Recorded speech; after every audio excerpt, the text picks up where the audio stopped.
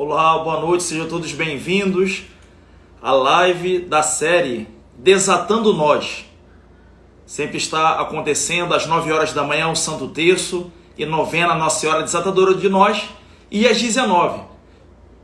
Nós temos aqui uma partilha da palavra com assuntos sérios da vida cotidiana, com missionários católicos. E hoje temos uma missionária católica, mas também psicóloga, para falar de abuso sexual. Esse tema muito importante, que pouco se discute, de que pouco se fala, mas de uma suma importância. Serão para precavermos, proteger nossos filhos, nos proteger, como também invocar a graça do Senhor, procurar ajuda profissional para poder melhor lidar com os traumas que possivelmente isso possa originar e tantas outras coisas. Então a doutora estará aqui, ela que aceitou de muito bom grado prontamente ajudar-nos, porque ao ver dela é um assunto de suma importância, ao qual ela tem se dedicado muito no seu trabalho, no seu serviço. Boa noite a todos, sejam todos bem-vindos. Eu peço que você que está entrando agora me ajude, a divulgar. Muitas pessoas às vezes se esquecem, porque muitas são as propostas, sobretudo neste horário de 19 horas. Então, você pode fazer o convite aí aos amigos, eles vão ver, alguns vão permanecer, outros vão, depois retornam. Mas você que tem sido fiel nesta campanha, você que tem sido fiel na oração e também na partilha desta palavra com os missionários, eu peço que me ajude nessa divulgação dessas lives. Meu muito obrigado a todos vocês que já têm feito isso com muita destreza. Deus os abençoe. Deus vos recompense. Vamos ver se a doutora já está aqui.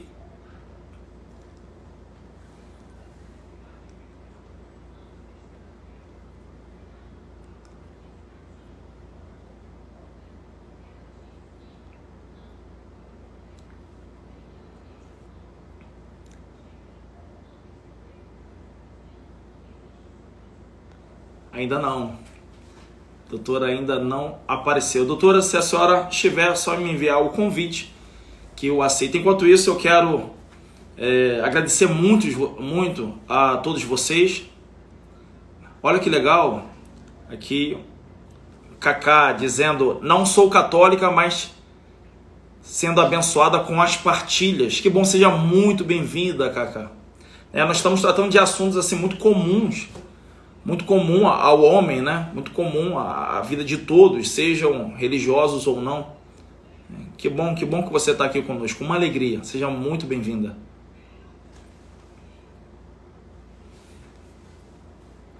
Estamos esperando aí a doutora Lúcia Calheiros, que irá falar-nos sobre abuso sexual. Muito bem, boa noite. Boa noite, Sueli. Deus vos abençoe. Muito bem. Será que hoje vai ser como ontem? Vamos ficar aí mais meia hora. O pessoal de Fazenda Caxias, presente. Muito bem.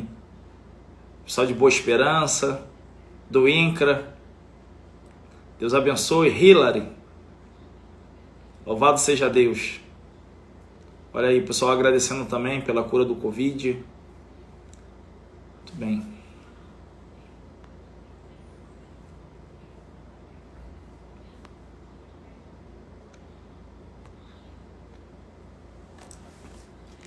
Jardim Maracanã também presente.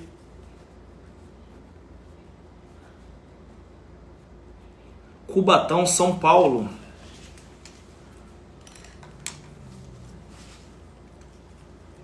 Que bom, Karina, que está gostando das lives. Eu também tenho curtido bastante. Joana Dark, Deus te abençoe.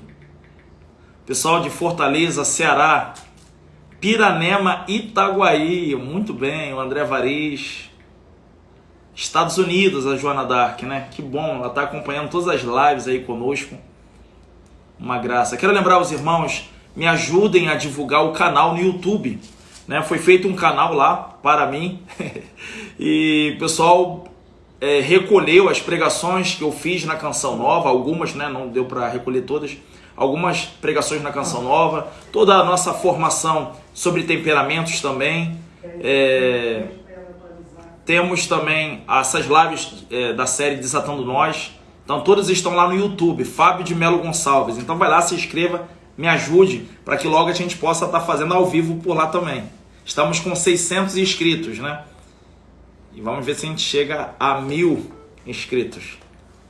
Conto com a sua ajuda, com a sua divulgação. Depois dessa live aqui, quem sabe você também não coloque o link do YouTube no seu stories e convidando as pessoas a ir lá assistir as lives dos temperamentos, os lives também sobre os santos com seus temperamentos. Olá, olha só, a doutora chegou.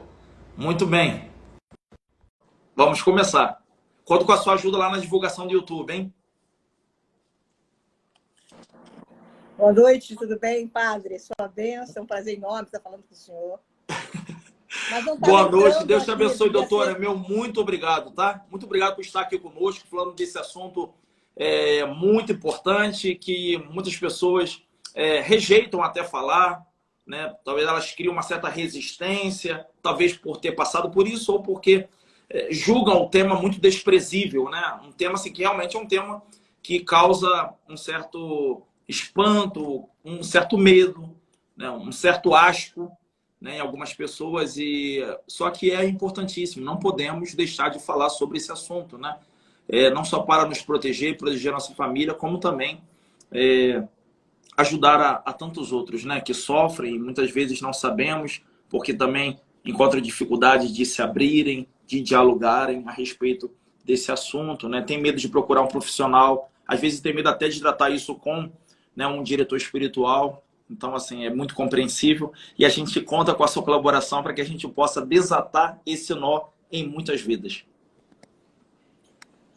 Padre, é um assunto... Se apresente um pouquinho, doutora, para a gente, por favor. Desculpa, eu não estou lhe ouvindo. Se apresente um pouquinho para a gente. Ah, sim. Meu nome é Lúcia, né? Eu sou psicóloga. E a psicologia, para mim, é algo assim muito do coração.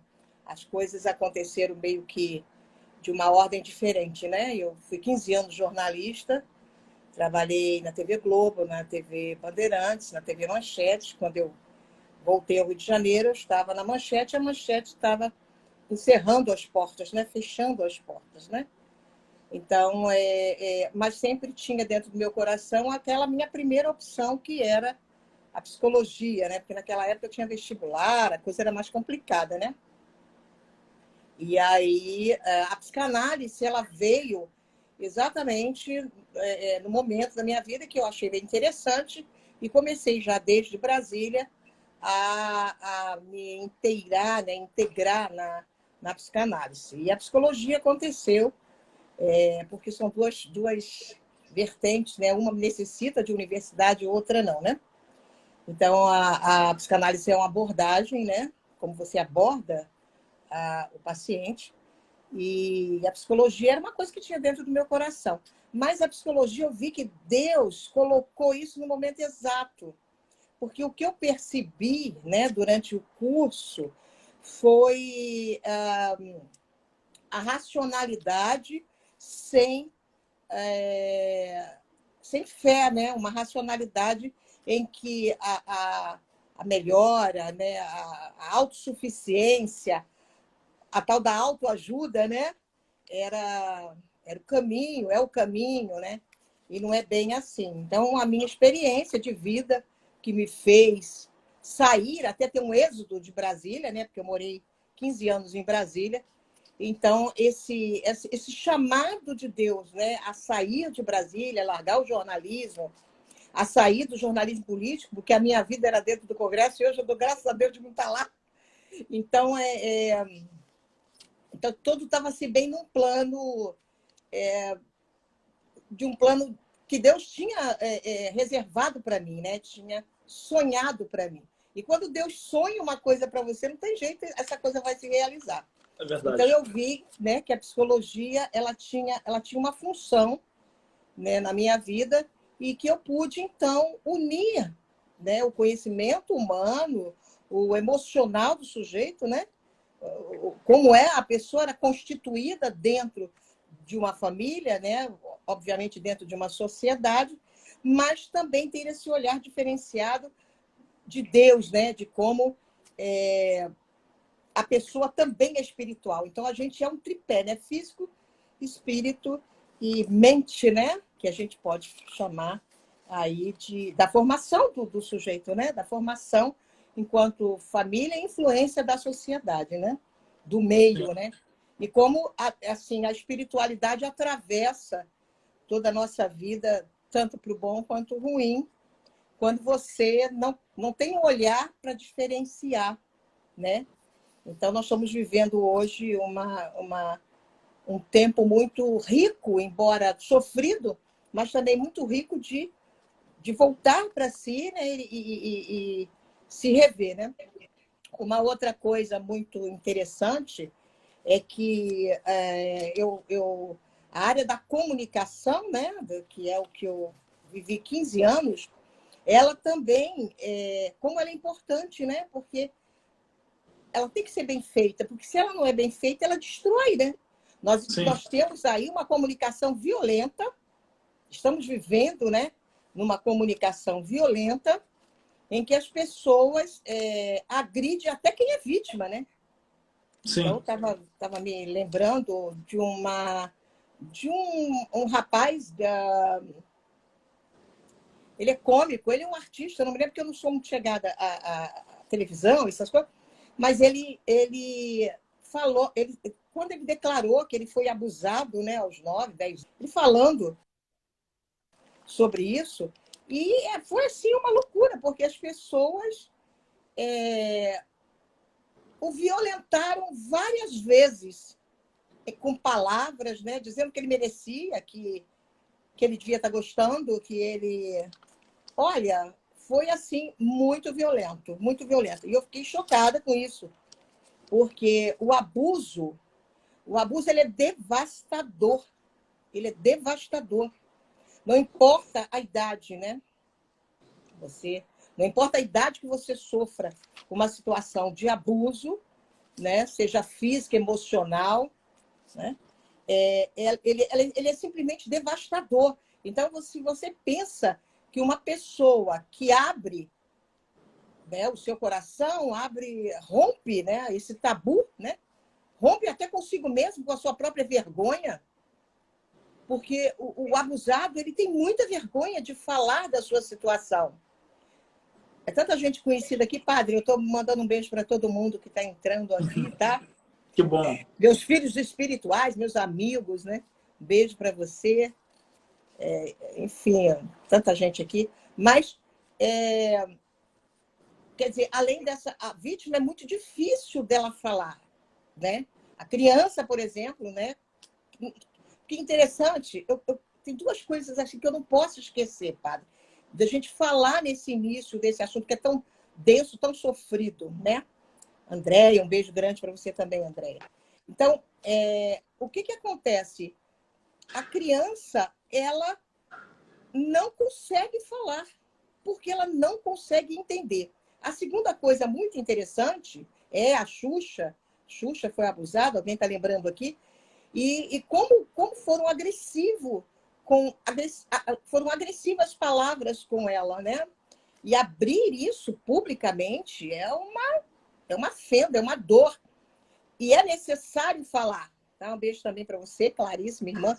Então, é preciso falar, porque a partir do momento em que você abre essa oportunidade, padre, ela é muito boa, ela é muito importante, esse tema abordado, ele é muito importante, ele deve ser falado, sim. Eu estimulo, né, a você que está nos ouvindo, se em algum momento da sua vida você sofreu algum tipo de abuso, e olha, o abuso, padre, não é só o abuso do ato, né, da penetração.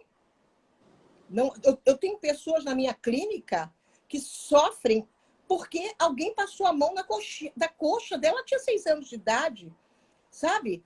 No ônibus, né? No ônibus, vamos dizer assim, escolar, né? Em que alguém sentou, né?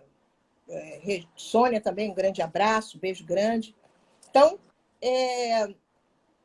essa pessoa, até hoje, ela sente na área afetada, né? Na área em que ela foi tocada de forma abusiva, ela sente ali aquela presença invasiva, né? Então, isso já se passaram, ela é adulta já, e, no entanto, aquela área, quando ela é tocada pelo marido ou por alguém que vai ali na mão, né, toca na coxa, assim, ela sente ainda aquele choque. E olha, nós estamos falando de uma mão que foi passada de uma coxa, mas que a criança percebe que tem algo errado ali. Compreendeu? Quero também lembrar que no dia 18 de maio, padre, é o Dia Nacional, né, do combate ao abuso, né? Porque, olha, é um número tão grande que a gente chega a chocar. Eu fui ver aí nas últimas estatísticas, são 55 milhões de pessoas no mundo sendo abusadas, né, durante um ano. Nós temos uma estatística do Brasil e no mundo, a cada 10 crianças, 7 são abusadas. E isso Sabe? porque acho que se pôde recolher, né? Quantas são as que não falam Sim, acho direito, que né? nós temos, Leva a vida inteira. exatamente. Exatamente. É muito Estima-se um mais número comum do que se pensa, né? muito. E Uhum. o que é chocante, né? Isso é de conhecimento geral, é que normalmente o abusador ele é próximo, ou ele é parente, ou ele é um amigo da família, ou ele é um vizinho, mas a maior estatística mesmo é pai, padrasto, avô, compreendeu? Um amigo íntimo, um padrinho, uma pessoa que frequenta a casa, ela é da confiança da criança. E até mesmo E, mulher, né, doutora? Embora desculpa, eu não... seja, embora seja em menor número, há mulheres também, como mães, tias, avós que abusam, né? Sim, desculpa aí, né? Sim, o número é bem menor, né? Caiu aqui. O número é bem menor, mas existem sim. Existe um caso, por exemplo, né, que essa pessoa, inclusive, ela deu um testemunho público de que a mãe... Eu atendi uma pessoa que foi abusada pela mãe, né? E eu ouvindo o testemunho dolorido desse rapaz, em que a mãe o tocava à noite quando dormia junto. O abuso da mãe, ele é muito menor. Ele é bem menor. Mas existe, sim.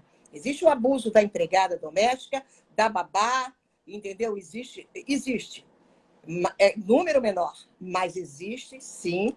E é ilusão achar que só a criança é abusada só por homens, né? Por homens.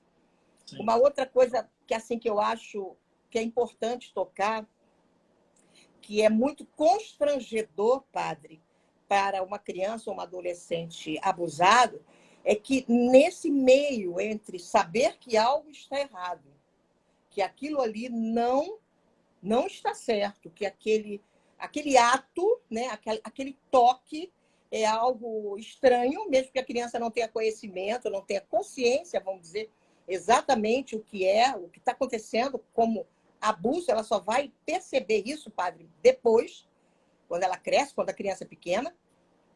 Sim, uma estatística que também eu quero que as pessoas que tomem conhecimento, que a maioria das crianças, 48% das crianças, são crianças de 2 a 6 anos, tá? Então, nesse universo de abusados, as crianças elas têm essa faixa de idade entre 2 a 6 anos e aí por diante.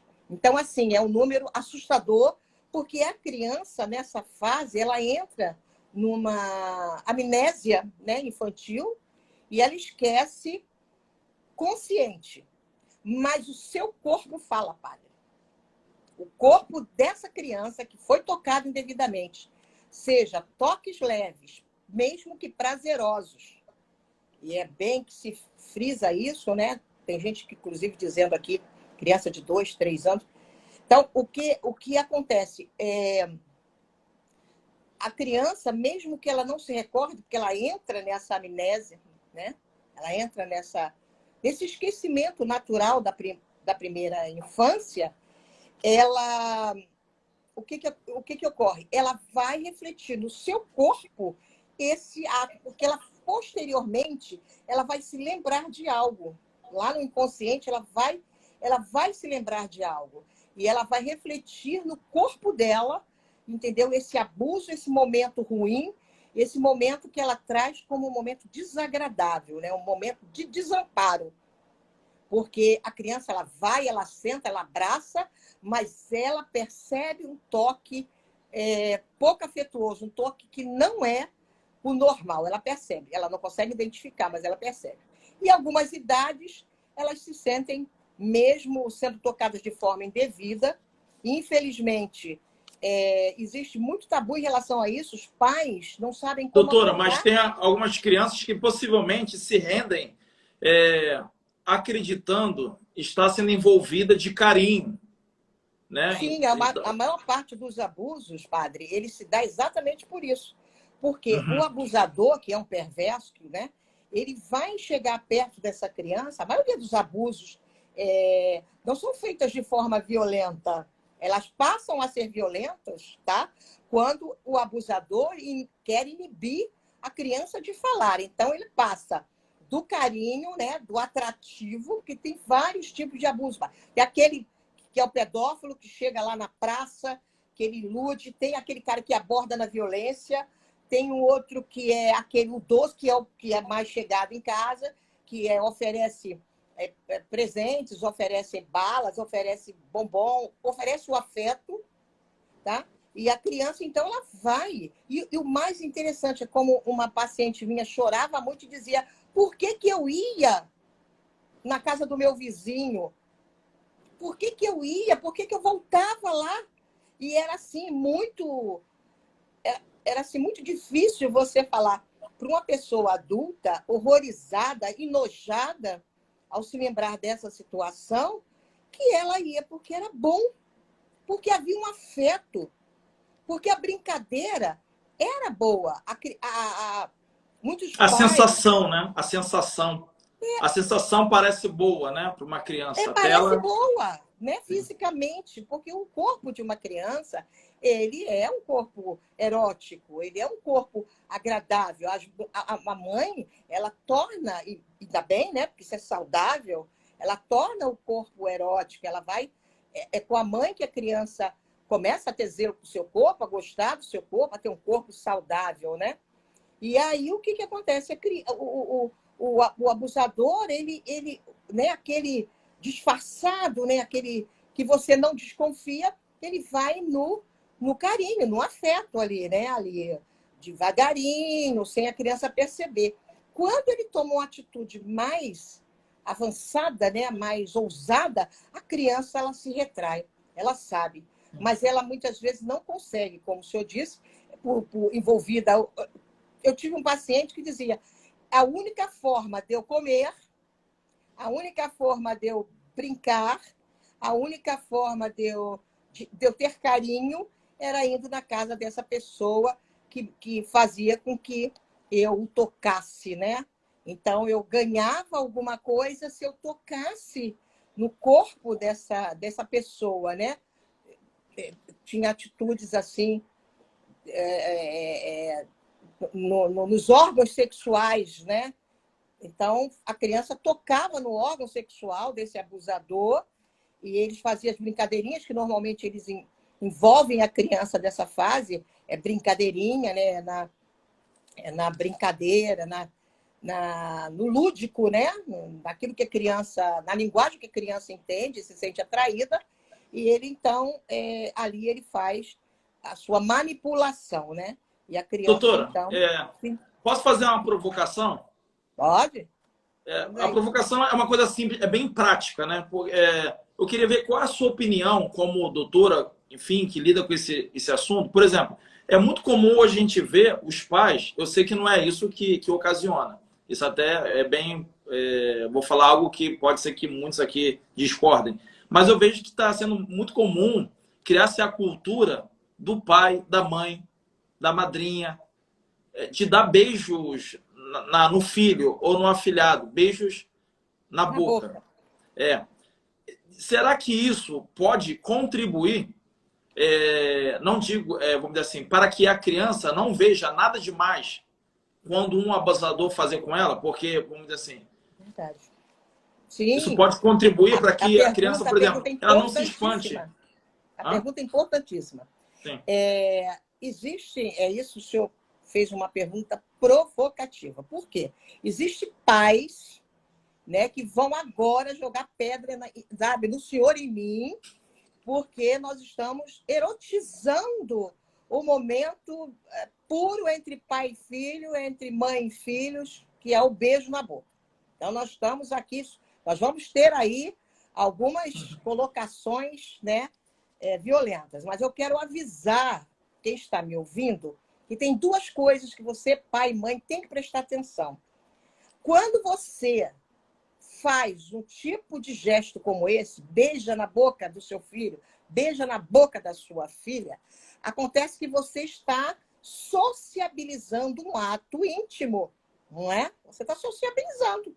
Então, se alguém... E outra coisa, às vezes não é só, a avó também beija, a avó, madrinha, como o senhor falou. Então, acaba socializando, né, um ato que deve ser resguardado e para quando a criança tiver um entendimento, você explicar o que é exatamente um beijo na boca, né? Tanto é que uma das primeiras coisas que os pedófilos fazem, eu aconselho os pais a assistirem um filme chamado Lenhador.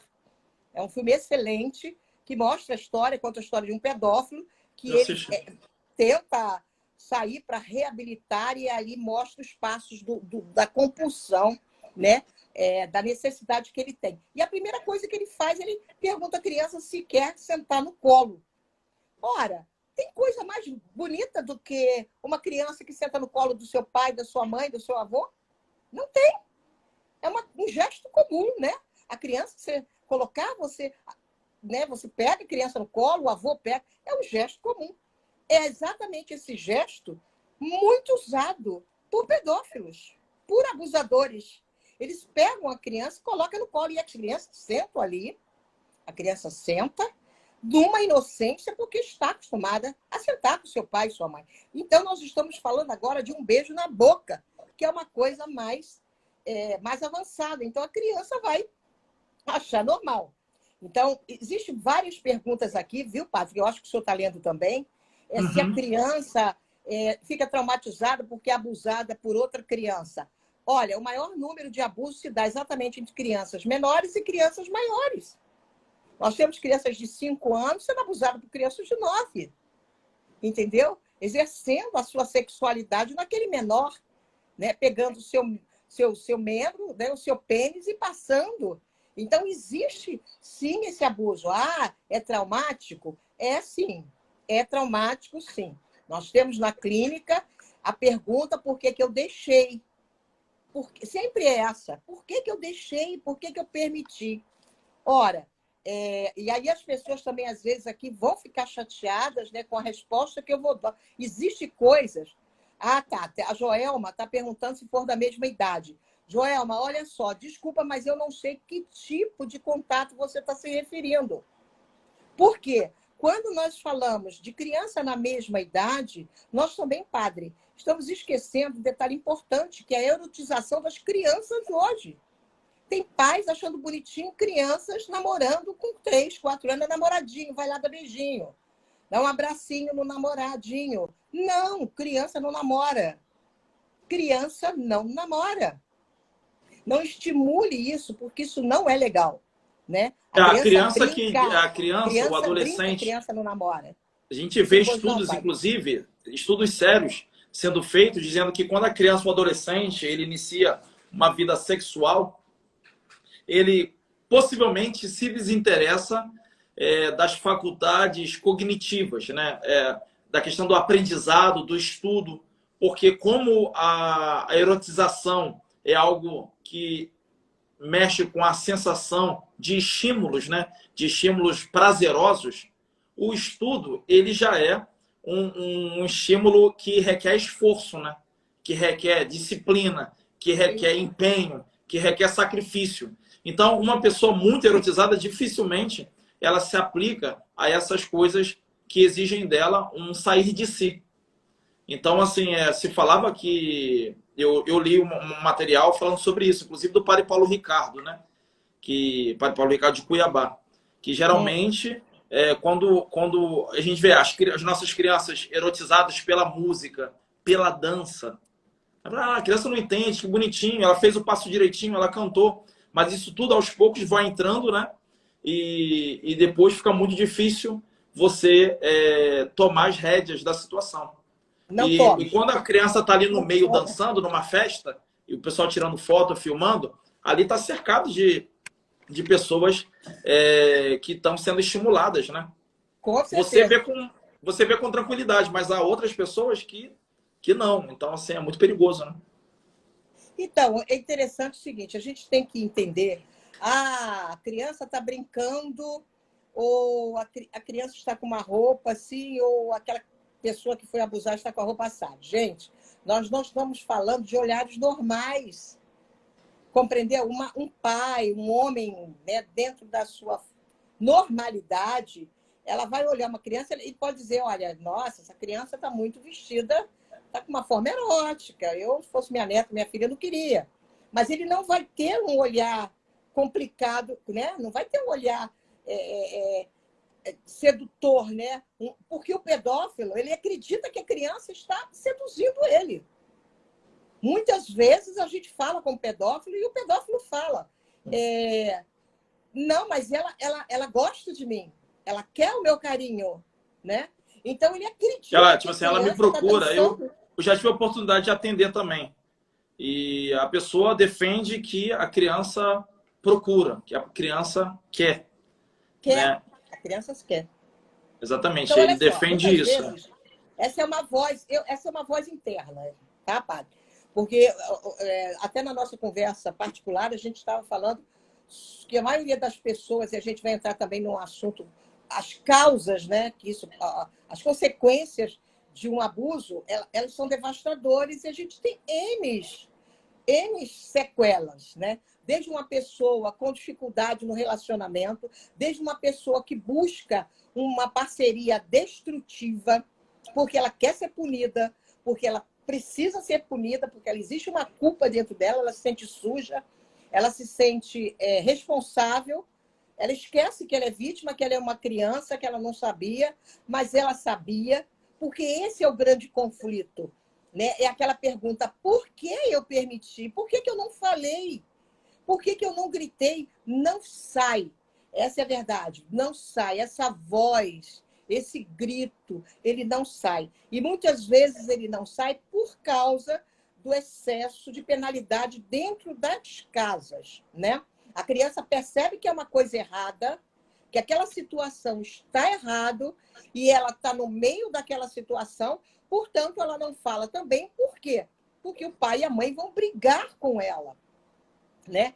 Quando não há ameaça do abusador, né? Quando é um abusador mais violento, é aquele que, se você falar, eu vou machucar sua mãe, né? Porque muitas vezes o pai faz isso, né? Se você falar, eu vou largar sua mãe e seu pai, eu ouvi, olha, se você falar, eu vou bater na sua mãe, vocês vão sofrer consequências. Tem N formas do abusador coagir a criança.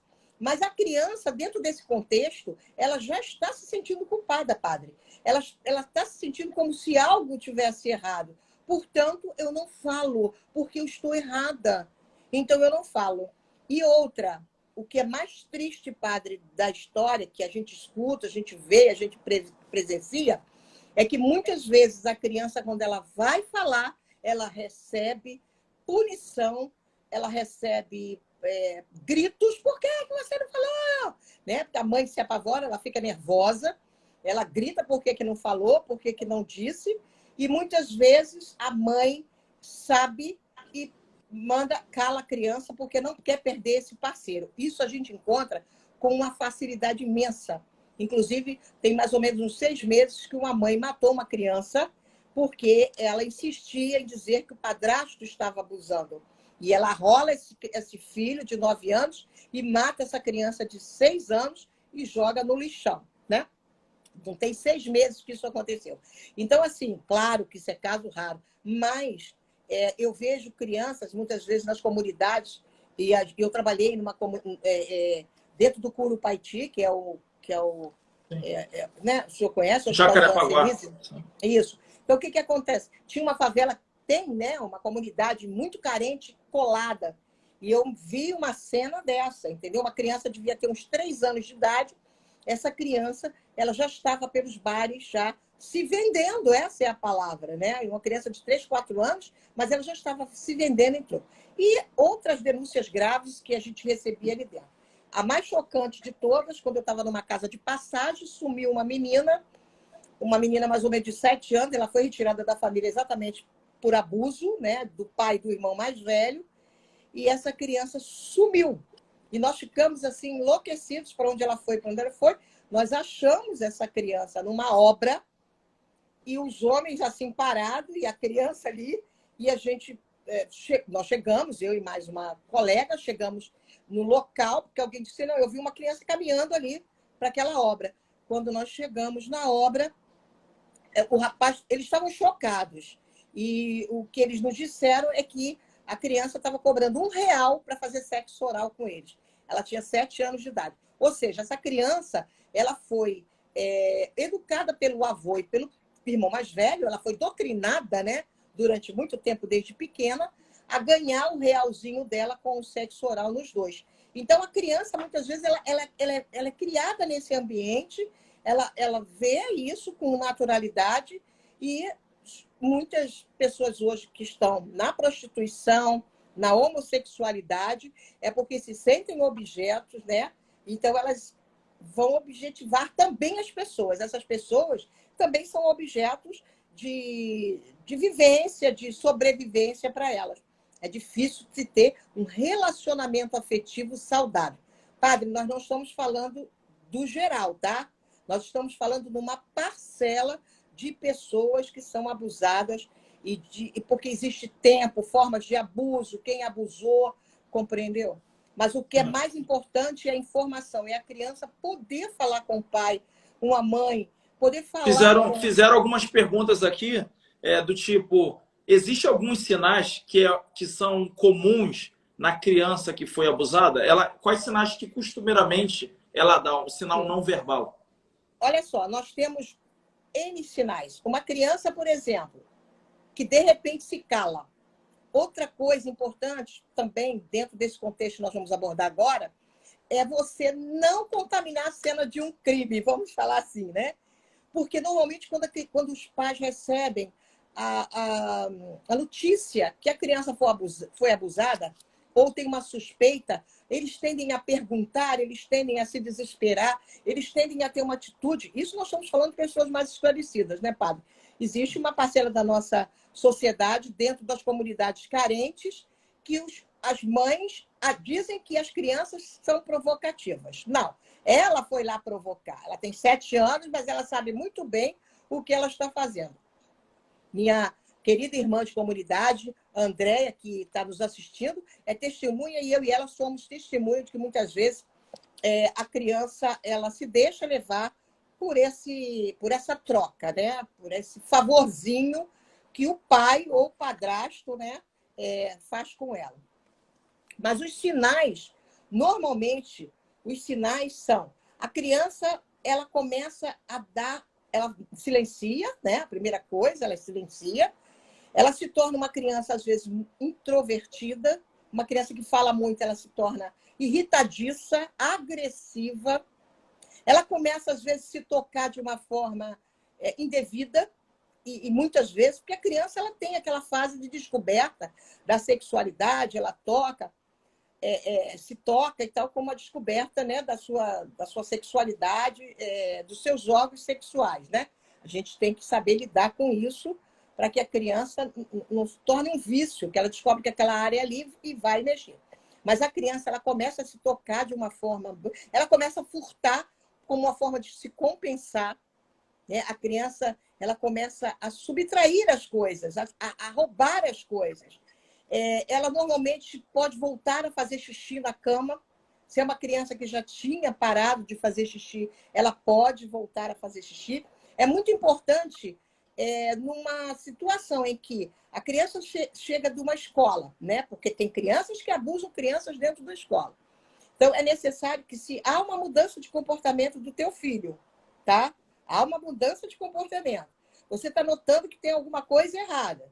É muito importante você observar os desenhos. Primeiro, não interrogue. Não interrogue a criança, porque se você não é uma pessoa especializada, o ideal é que um profissional né, alguém de fora vai interrogar essa criança, que ela vai ter uma série de cuidados. É o que a gente chama de teste de revelação, padre. São brinquedos, são desenhos, são cores. A maioria das pessoas, das crianças abusadas, elas tendem a não ver mais aquele colorido da vida. Então, elas optam, por exemplo, por lápis escuros, canetas, borrões, lápis roxos. Tem uma vítima que dizia assim: a minha vida deixou de ser colorida e passou a ser tudo roxo, né? Eu não conseguia ver outra cor da minha vida que não fosse a roxa, né? Então, é interessante isso, que me chamou a atenção, porque roxo normalmente é o edema, né, que fica no corpo, né? Quando você se machuca, não dá aquela parte, Roxidão. né, Sim. aquele roxidão. Então, interessante, ela traz isso, padre. A minha vida passa a ser roxa. Ou seja, toda a vida dessa criança interna, mesmo que ela seja adulta, é roxa. Ela é um hematoma, padre. Dos pés à cabeça, essa criatura é um hematoma, né? Então, as cores são fundamentais. Preste atenção. Teu filho desenhou borrões, desenhou parte de corpo, desenhou com cores fortes, escuras. Não quer dizer que seu filho esteja abusado, tá? Mas ele está lhe dando um sinal de que ele não está bem. Então, pode ser alguma coisa, um bullying também, né?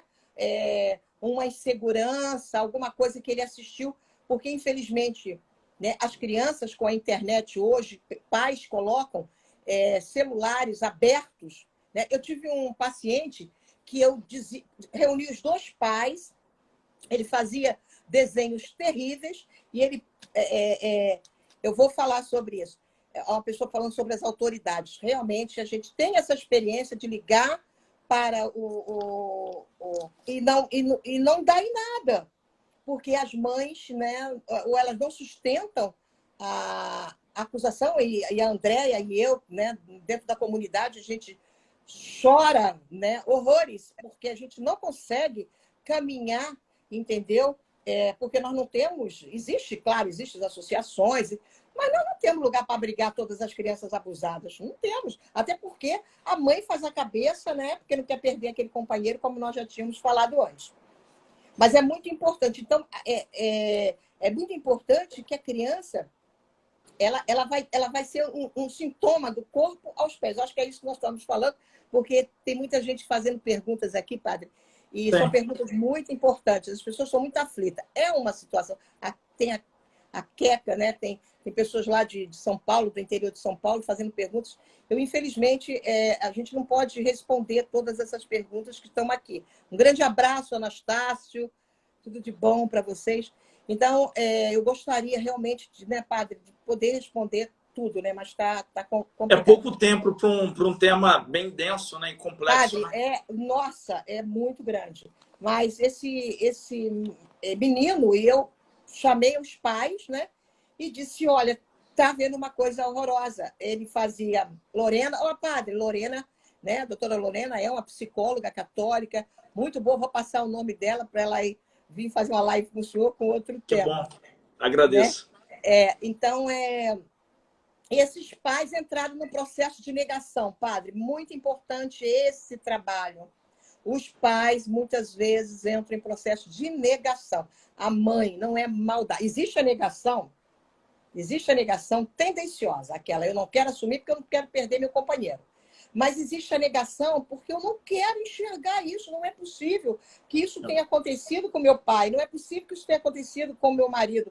Não é possível que isso tenha acontecido. Compreendeu? Então, é uma negação da tua própria dor. E esses pais, eu disse: só tem alguma coisa errada. Tem uma coisa errada. Os desenhos deles são muito violentos. Ele está xingando a professora, inclusive chama a mãe nos desenhos de vagabunda. E ele fala para mim de uma forma... Ele já mostrava os sinais de sociopatia aos 9 anos de idade. E eu chamei esses pais e disse: essa criança está sofrendo algum tipo de abuso. Bom, o abuso que ela estava sofrendo não era um abuso físico, mas ele tinha aberto um canal na sua casa, uma casa grande, filhos de pais de filho único, uma casa imensa. Ele tinha um sistema de Wi-Fi dentro do quarto dele, e ele acessava pornografia, né? Inclusive, alguém falou aqui na live aqui perguntando sobre isso. Sim, a pornografia, ela mostra uma sexualidade deturpada para uma criança, como o abuso. Como o abuso. Ele desassocia o amor, né, do sexo, né? Então, a criança abusada, como esse menino, já mostrava sinais, né, desse abuso que entrava através dessas imagens. Ele estava inserido dentro desse contexto da pornografia violenta, do sexo violento, de uma coisa, né, terrível para uma criança, e ele estava, de alguma forma, sendo violentado, abusado por esse processo. E ele mostrava sinais assim grandes de desajuste emocional na área da sexualidade em relação às mulheres. No corpo, né, já estava aí com um sintoma, padre. Além disso, nós temos insônia. A criança, por exemplo, ela tem pesadelos, ela tem terror noturno. Pode acontecer isso. Ela nunca teve um sono sossegado, começa a acordar gritando. A criança abusada, padre, ela se assusta muito quando você acorda ela. Se ela não é portadora, né? Se ela não é Alguém está perguntando, hipótese de adulto com problemas de não se lembrar que foi abusada? Isso é um tema que eu separei aqui. Eu acho que nós falamos um pouquinho lá na frente. Sim, não se recorda, como muitos, que a gente, como profissional, ao trabalhar o sintoma desse sujeito, dessa pessoa que está na nossa frente, a gente identifica de cara que ele deve ter sofrido algum abuso e a gente vai ali, obviamente, o profissional, ele precisa ter cuidado para não criar memória. Isso é muito importante, padre. Por isso que a abordagem para uma criança supostamente abusada, ela tem que ter muito, muito cuidado. Porque senão você cria memória onde não existe. Lembra daquele caso de São Paulo? Que a criança disse que era abusada e ali morrer o pai, a mãe, todo mundo, a escola acabou. É um caso antigo, mas é um caso sempre lembrado nas universidades. Então, muitas vezes você cria memória onde não existe o abuso. Por isso que uma pessoa que não tem experiência não deve entrevistar uma criança, porque a criança repete sempre aquilo que você fala por último. Porque quando você identifica um abuso, você faz uma somatória. Desenhos reveladores, você faz as informações que a criança traz, tá? Né? Do seu corpo e por seus pais. Então, você soma tudo isso e você, então, identifica que aquela criança pode estar, sim, sendo abusada. Uma das pessoas colocaram bem lá na frente, mais ou menos sobre isso. O perigo, como é que você, um pai e uma mãe, abordaria a criança? Essa questão da abordagem é muito delicada, né? Porque pode fazer essa criação de memória, né? Sim. Então, por exemplo, não se pode falar com uma criança de maneira muito, muito clara e evidente, né? Por exemplo, assim, olha, qual seria a maneira de dizer a uma criança, tipo assim, dos cuidados que ela tem que se ter, ou que, tipo assim, olha, ninguém pode explorar a parte do teu corpo. Isso deve ser dito ou só deve ser observado? Como fazê-lo? Então, olha só, você tem que já desde cedo, por isso que existe algumas coisas. Existe uma coisa que eu quero orientar os pais, como eu tenho neto, tenho 5 netos, um beijo para todo mundo aí. Eu tenho 5 netos. Então, eu reúno e converso com eles sobre o que eu chamo de partes íntimas, eu chamo de partes privadas, né? Então, existem as partes privadas. Você fala isso. Tem uma menina aqui, minha solidariedade, meu coração para você, tá? Ela diz que foi abusada aos 10 anos de idade, né? E que com isso ela tem muitos lutos, muitos traumas. E realmente, se você não está sendo acompanhada, querida, vá, né? Seja acompanhada, busque ajuda. Mas você precisa, sim, abordar a criança, e isso é função dos pais, né? Contar historinhas, olha, existe corpo, você pode pegar, existem desenhos, inclusive tem igrejas, a igreja, né? A igreja católica, né? Nossa igreja, ela tem, se eu não me engano, a Canção Nova tem alguma coisa meio lúdica nesse sentido. Mas existem formas de você abordar com muita tranquilidade. Ó, O corpo é uma coisa linda, maravilhosa, né? Elogia o corpo, mas existem partes privadas. E aí mostra as partes privadas para a criança, e para o menino e para a menina, também incluindo o seio, embora não tenha, mas inclua o seio, e que essas partes só podem ser tocadas por sua mãe, né? E que o médico, quando acompanhado da sua mãe, que esse tipo de brincadeira de médico não se faz, que essa brincadeira de papai e mamãe, seja lá como for, não vai. A Érica está dizendo que conversa com o filho desde os 4 anos. Sim, fala de uma forma natural e não ponha mais nada. Se a criança perguntar, devolve com a pergunta: por que você está perguntando isso? Se há alguma desconfiança, né? Ah, fulaninho mexeu. Por que você está falando isso? Não pode mexer aqui. Você devolva com uma pergunta para saber exatamente o que a criança está querendo saber, ou se ela está querendo contar alguma coisa a partir do momento em que você informa das partes privadas, mas sim deve falar. E uma outra coisa, padre, que eu quero alertar também, e lamento, muita gente não vai gostar. Não se force uma criança a abraçar e beijar um estranho. Entendeu? Você tem uma amiga querida que chega na tua casa, tá? E aí, quando essa pessoa chega, vai lá dar um beijo na titia, dá um beijo, e a criança não quer dar, e aí você força, vai lá, dá um abraço. Não force. Ensine seu filho a ser educado, a cumprimentar o pai, a cumprimentar o amigo, a cumprimentar a amiga, né? Olha, dê bom dia, dê boa tarde, mas não force o seu filho, não force a criança a abraçar e beijar pessoas estranhas, né? Isso pode não ser estranho para você, mas é estranho para a criança.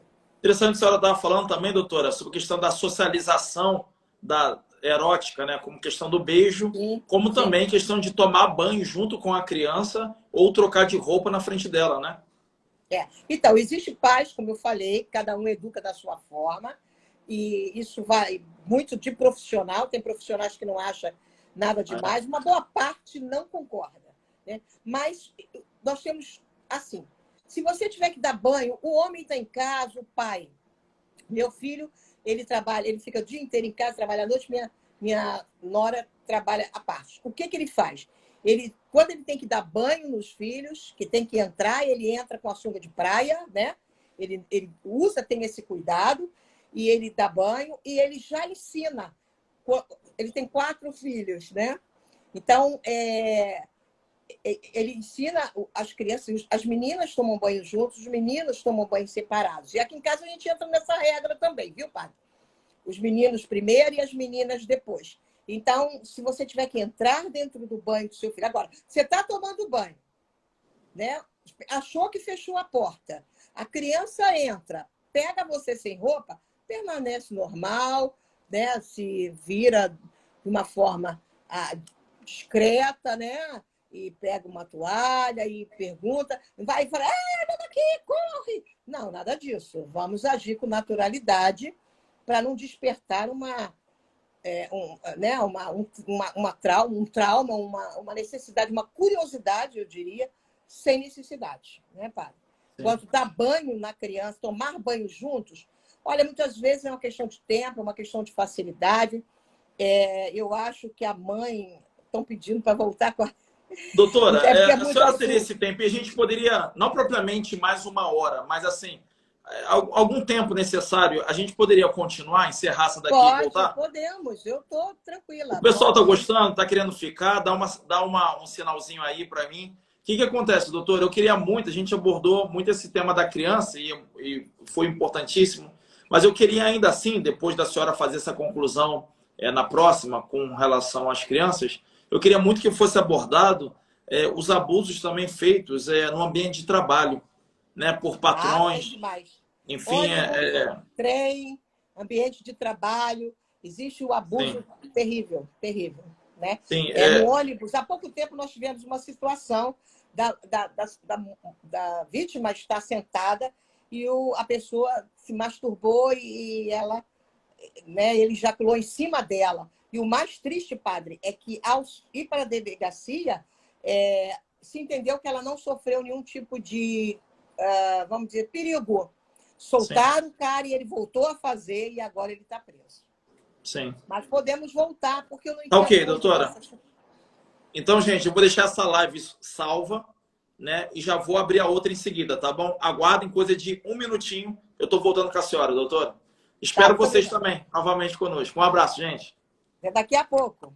Voltamos daqui Sim, a sim. pouco. Já, já. Já, já.